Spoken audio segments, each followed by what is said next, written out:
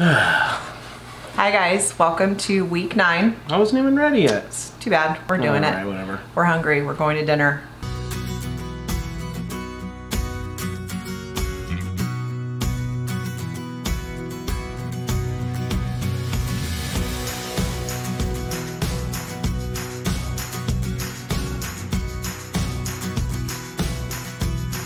Hi, welcome to week 9. I'm Lynn. And I'm Jonathan. And we are Create and Capture Life. We did it. So this week we're going to do two things. We've been getting a lot of questions, so we're going to just try to answer some of those rather than doing a separate Q&A entire episode that's just Q&A. We'll just do some questions and then we're going to talk about minimalizing your media. So DVDs, CDs, video files, photos, things like that. So first, questions. Jonathan doesn't know the questions, but I do, so it might be harder for him. First question is... I'm pretty good at making things up. Are we on Instagram? Yes, we are on Instagram at Create and Capture Life. Just like this channel, same thing for Instagram. So if you're following us here, please follow us there because you'll get, day-to-day stuff there. So yes, we are on Instagram and we'd love it if you would follow us. Favorite ride at Disneyland and California Adventure? What is our favorite ride? I'll let you go first. I think my favorite ride at California Adventure, and I'll start with California Adventure first. I think my favorite ride there is probably soaring over California, even though now it's soaring over the world, and personally I'm not as much of a fan as soaring over California. I liked it when I was soaring over California, but it's still good. And favorite ride at Disneyland? I don't even know his answers to these questions. It's a toss-up between Star Tours and Big Thunder Mountain Railroad. Okay, so for me, I get serious motion sickness, so I can't do a lot of those rides. I've been on them all at one time because I'll always try a ride to see if it's gonna make me throw up or feel like I want to die. So I've been on Star Tours and Big Thunder, but I hate them both. California Adventure, I would say, I haven't been on most of the rides at California Adventure, but the ones I have been on, I would say Toy Story is my favorite. Because it's competitive and it's interesting and it's kind of fun. So Toy Story. And then at Disneyland, I don't think I could pick just one. I could say the train is one of my favorite rides because it's just traditional Disney. It has a lot of history and I just find that ride really relaxing and I just really like it. I worked on Pirates of the Caribbean as an attractions person, so I guess I would have to say Pirates also. And I also like Haunted Mansion. I guess those would be, I wouldn't be able to pick just one, but those would be my top 3 at Disneyland. Favorite Disney food at California Adventure or Disneyland? Disneyland would definitely have to be the churro cart. No, I'm sorry, not the churro cart. I love churros, but that's not my favorite thing. That corn dog cart on Main Street, that would have to be my favorite thing at Disneyland. California Adventure, it's really, really difficult because there's so many good things, and California Adventure has definitely stepped up. And actually, I'll tell you this, they're doing it in Disneyland too. I just found out I need to go spend some more time eating at Disneyland. But California Adventure has definitely stepped up. They're a lot more foodie, and they do a lot of craft food type things. And it's like, oh man, that foodie stuff is so good. Like the lobster nachos over at the Lamplight Lounge. You have to pick one. But if I have to pick one thing, it would be any of the hot dogs from the award wieners over in Hollywood. For just simplicity and just they're always rotating that menu and it's always so good. Okay. My favorite food at Disneyland is, I don't know if you guys are talking about junk food or real food. So junk food would be popcorn because Disney popcorn is like crack. And food would be Plaza. Chicken. The Plaza Inn chicken dinner, yeah. With mashed potatoes and green beans. That's my absolute favorite. Actually, when I was working the week before last on my break, I took my name tag off and went in the park and ate by myself at Plaza just because I wanted the chicken. California Adventure, I would say Ghirardelli, the ice cream. It's not Disney food, but That's not food. to me it's food. Dessert. It's food. That doesn't count. Yeah, it does. All right. And Lamplight Lounge.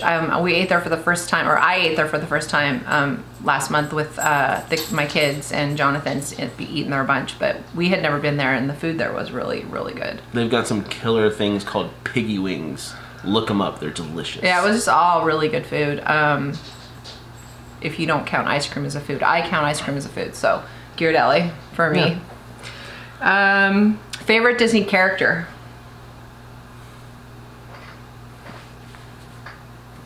The Boss Man. Mickey. My favorite Disney character is Sorcerer Mickey. I love Mickey Mouse, but Sorcerer Mickey is my favorite Mickey. Yeah. Okay, that was the last Disney question, surprisingly enough, that or at least the ones we could answer. Yeah. What RV do we think we'll end up with?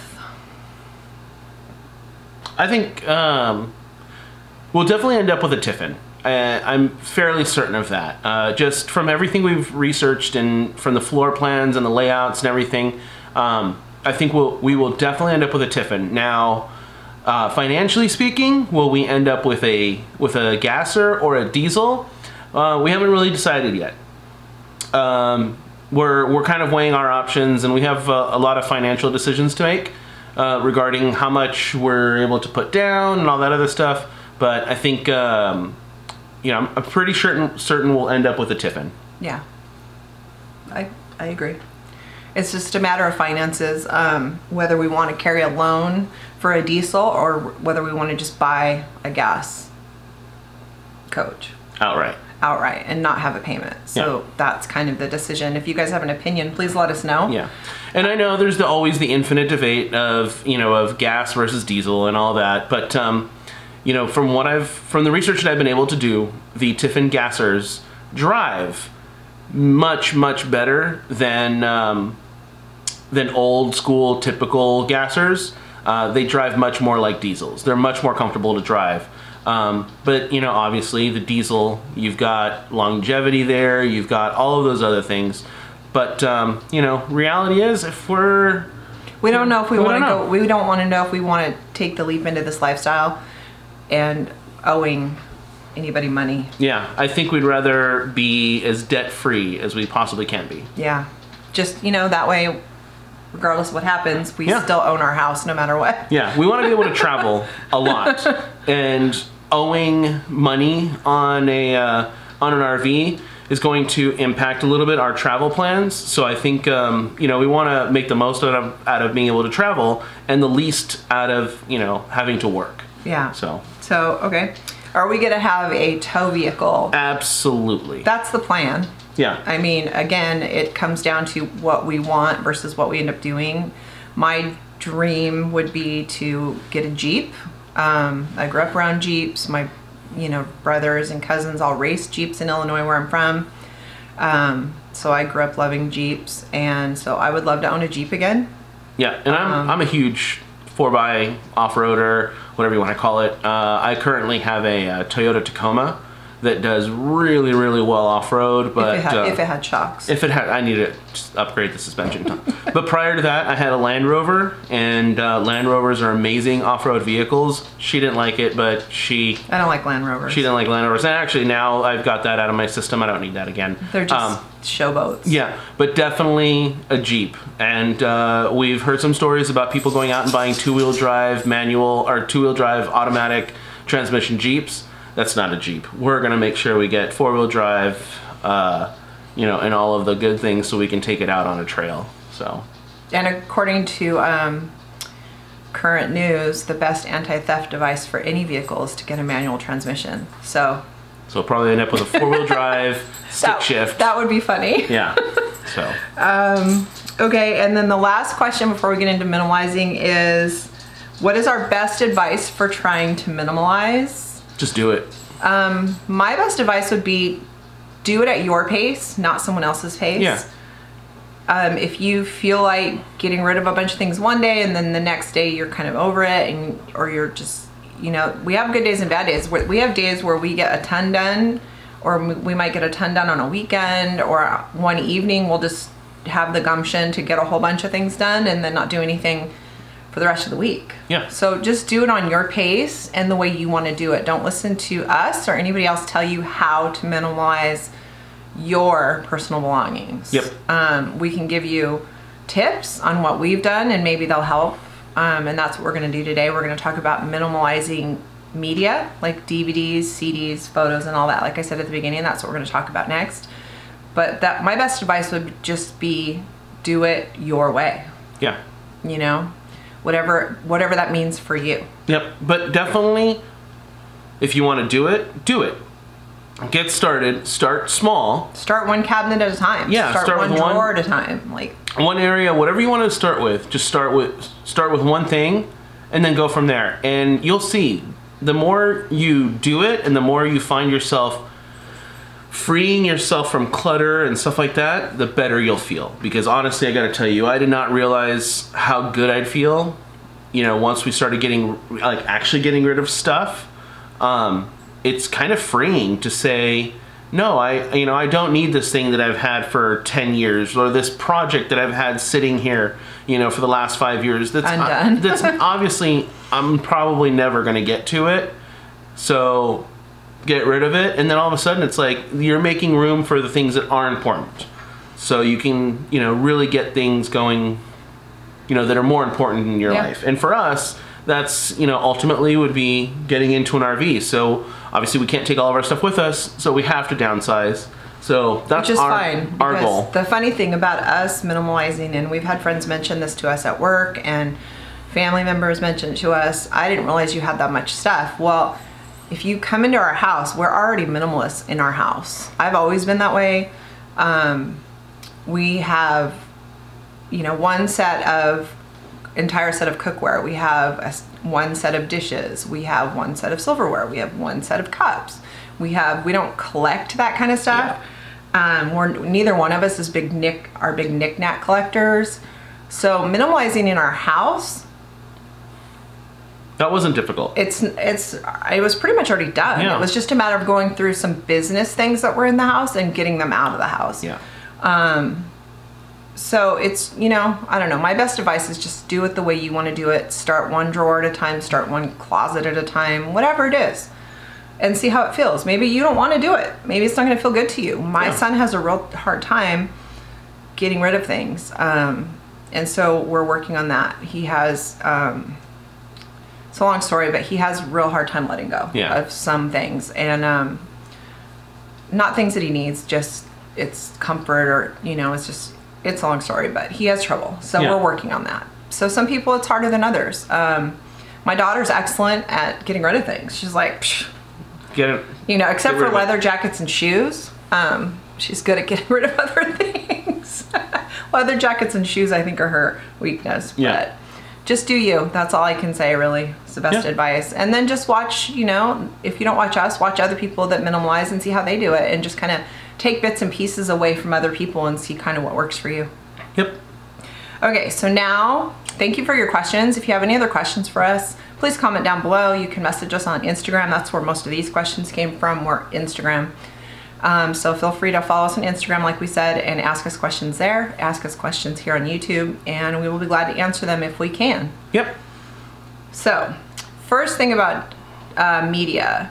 I'm going to talk about what we've already done, like what we've always done, or I've always done, and then together, once we got married and started living together, what we've done together as far as we don't keep a lot of excess things.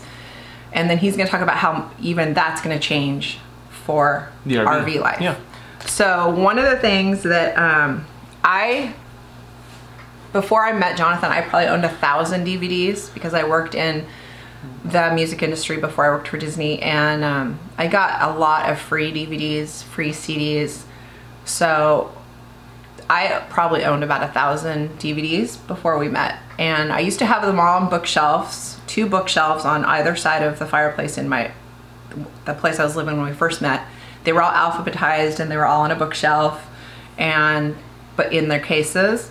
When we moved out of that place, I didn't really want to have all that space taken up by DVDs anymore. It was just kind of over taking up that space.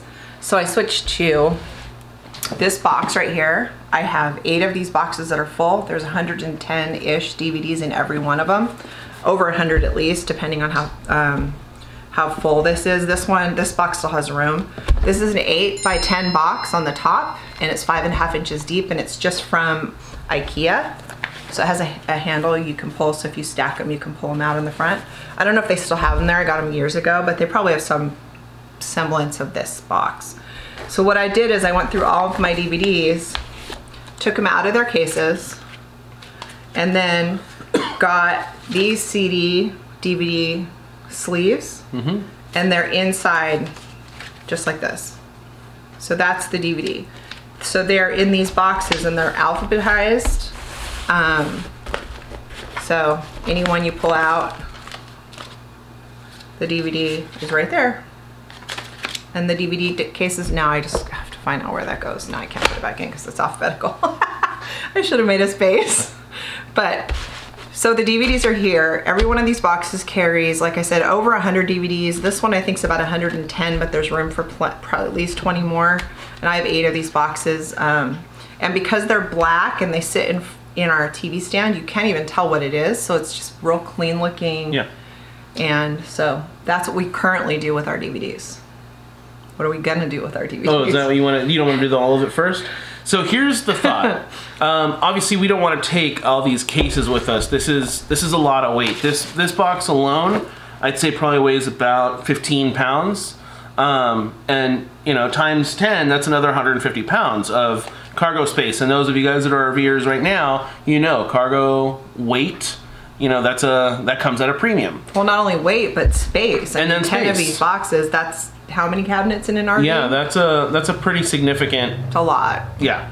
So what I'm going through is I'm taking all of the DVDs and digitizing them. So I'm using a system called, I'm using 2 different systems depending on what the media is. I'm either using Handbrake or Mac the Ripper, and I'm taking all of the movies and ripping them into a hard drive. And then from that hard drive, we'll be able to stream all of those movies to any of the TVs through a Fire Stick or something like that on any of the TVs in the RV. We'll be able to do it through the wireless network that we'll have in the RV. And the best part about that is it doesn't require any internet. It is just part of the local network that we'll be able to do that. Now, as part of that same system, and this is why it's all over my head. All I know is, and this is why I thought we were going to wait to the end. But anyway, as part of that same system, I can also do music. And between Lynn and I, and me from being a DJ for years, between Lynn and I, we probably have just as many or more. I would think more. More music CDs. I alone probably have a good 1,500 music CDs, and then Lynn probably has. I probably have at least 500 just from working in the music industry and getting free CDs all the time from the bands I worked with. And the only ones that I'm not going to get rid of are ones that were autographed for me. So I have a separate box of CDs or DVDs that were autographed by the people in the movie or the people in the, you know, the band members or whatever, just because it's cool. So I'm not going to get rid of those, but. Yeah, so I was an early adopter to the digital DJing stuff. So I had most of my music on my computer. So I was already downloading MP3s and WAV files and stuff like that for a while, and stopped buying CDs pretty early, or else I would have a lot more CDs.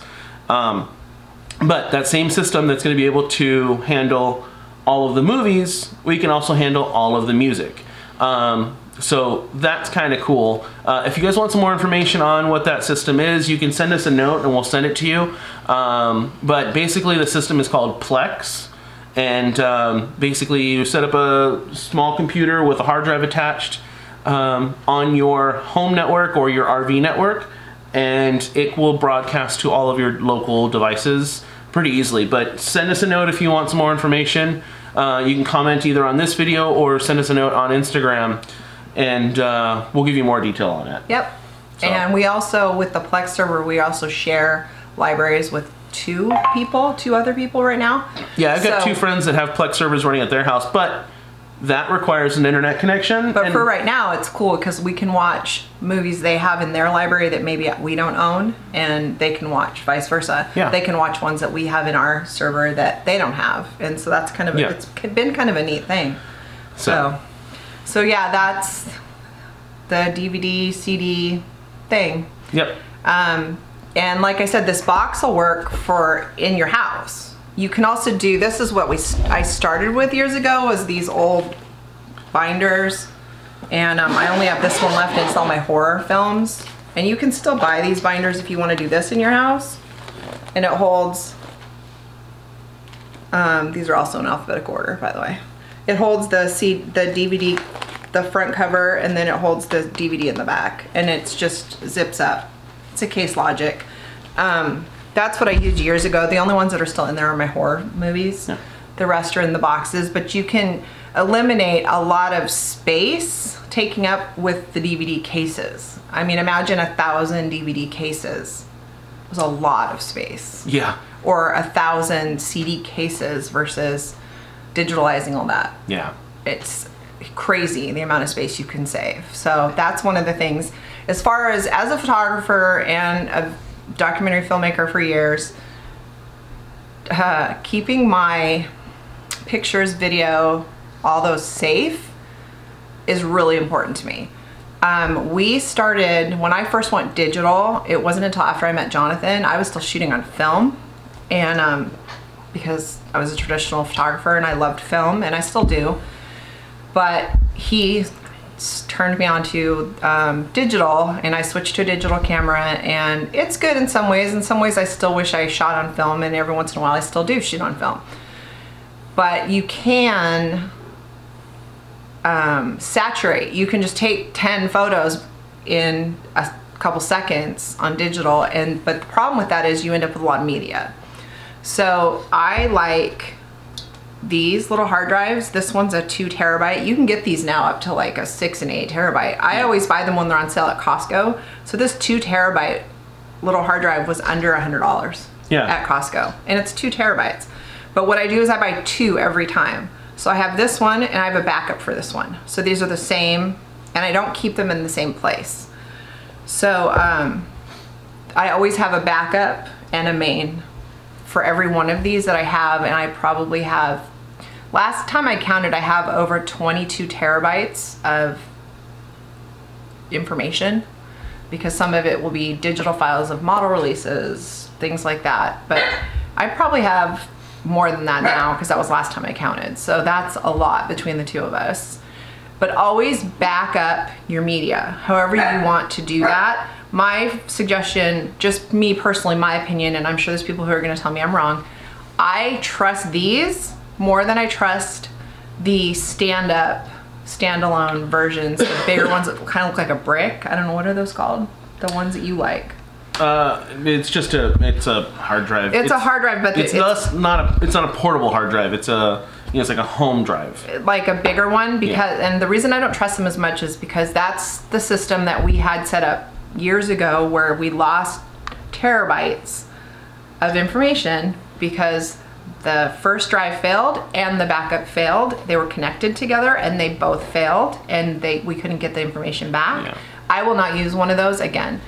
If you knock it over, if we have a cat right now playing with our camera that you can't see, so if she knocks over the camera, which she actually is getting really close to doing, she's crawling in and out between the this is Shadow. Shadow's the OG cat of this house. Yeah. So I don't trust those, because if an animal knocks it over, bumps it, they're so sensitive. These are not sensitive, and I am not nice with my media. You can ask him.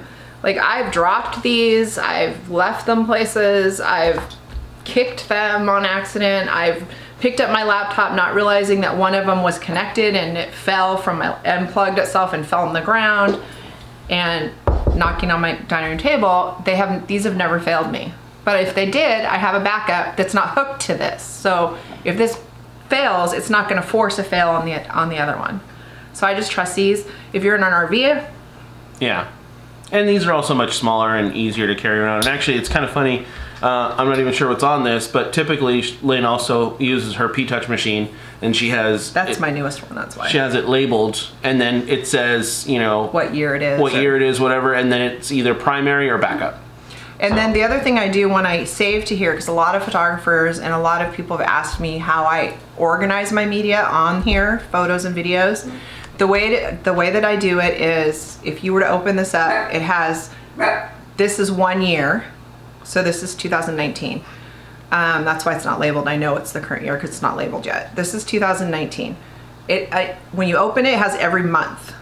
Under every month, it has, so for this month, it'll have, like the RV show will be a separate file that we did. Every week of our YouTube is a different file. So I basically break it down that way. When I do a photo shoot for a client, it'll be year, month, name of the client, year, month, name of the client. That way, when a client calls me and says, you know, you took my picture in 2016 in March, do you still have those? I go to my 2016, I pull it up, look up March, find their last name, there it is. So that's just the way I do it. A lot of people do it different, but I just find it's easy for me to track by the year, the month, and then what the file is. And we both do that. We back up cards, and if I'm not sure I've backed up a card, I have a file in here that's called card dumps, because sometimes I'm not sure, because between the two of us, we have like the memory skills of a gnat. I don't know what it is, but we don't know. Do we back this card up? Should we clear this card? I don't remember. Did you do it? So I literally have a file in here called card dump. And then when I have time, I sit down and I go through that card dump file to see if those things are backed up. And if they are, then I just delete them out of that folder. But that way, if we're running out to do a job and we're not sure if or the night before we have a big film shoot and we're not sure if we've cleared off cards, I'll just start clearing them off into the card dump and deal with it later. Yeah. Better safe than sorry. So do you have anything else on this? So, we can talk about this some other time. We also do cloud backups of certain things and stuff like that, but we can get into cloud backup storage. We talked a little bit about that in the photo thing. So I just backed up my phone for the first time because I got a new phone, and I backed up my old phone to the cloud, which I've never done before. And it kind of makes me nervous because I've heard of people losing stuff in the cloud. But I mean, it's my phone. But that's why you always have a physical backup and a cloud backup. Yeah. So. And then we also share things via Dropbox, right? Is that how we do it? Dropbox and Google Drive. So if he takes photos on his phone sometimes on a trip or whatever, he'll share that folder with me so I can use those in videos or whatever it is. So, but yeah, that's how we handle our media. So I guess that would be DVDs, CDs, pictures, video. That's how we handle our media. So I think that's pretty much it. So if you guys have any questions for us about archiving, backing up media, or have any like ideas for us that maybe we haven't thought about, or if you guys want to have just like a discussion down below about maybe your ideas and how you guys do things, please feel free to do so.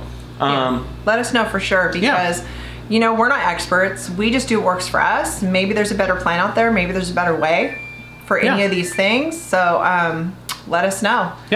And don't forget, while you're here on our video, we would really appreciate it if you followed us here on YouTube. Subscribe to us here on YouTube. Please subscribe, and please like or not like our video. Either way, apparently it helps something with the algorithm. We prefer that you like it. I mean, that's definitely a good thing. And then share it. Also, we'd appreciate it if you would share it. But more than anything, just subscribe if you are interested in our nonsensical videos. Ramblings. But either way, we appreciate you being here. We appreciate you watching, joining us on our journey. And I guess that's about it. We're gonna go get my free birthday dinner from Soup Plantation, because apparently you have to use all your birthday things before the end of the month, and we didn't realize that was next week. So we have a bunch of birthday dinners we have to get out of the way this week for free. So see you guys next week. Bye. Bye.